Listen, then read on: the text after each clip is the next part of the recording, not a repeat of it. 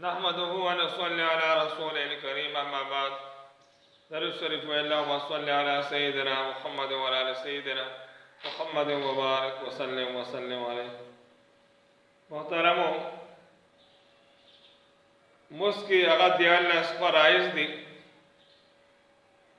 نو سه شرایط دی او سه ارکان دی.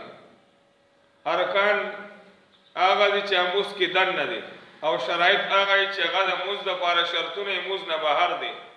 دا شرایط دا موز چی دین آغا و دی او ارکان دا موز چی دین آغا شپک دی. آغا شرایطو که اول نمبر دا دی چی زای پاک وی، دویم نمبر بدن پاک وی او دریم نمبر آغا کپڑی پاکی وی.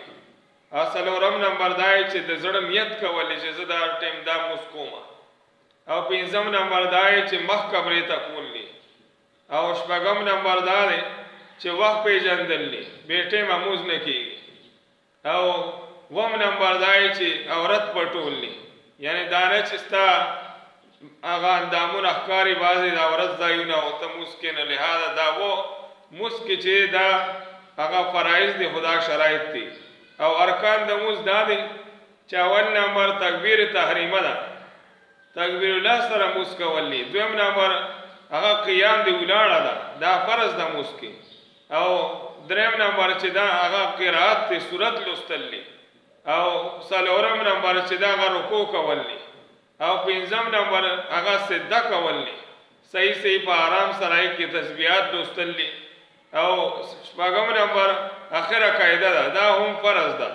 که فرایضو کې دنه یو هم پاتې شو نو موز دی فاسد دی، موز دی نه شوی، دا به دوباره دا موز راګرځي.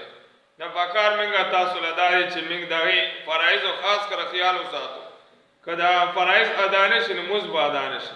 الله تعالی د عمل کولو توفیق راکړي او دې کې چې څومره خبرې وشوې د الله تعالی صحیح د ادا کولو او صحیح د موز کولو موږ له توفیق راکړي برحمتک یا رحمن.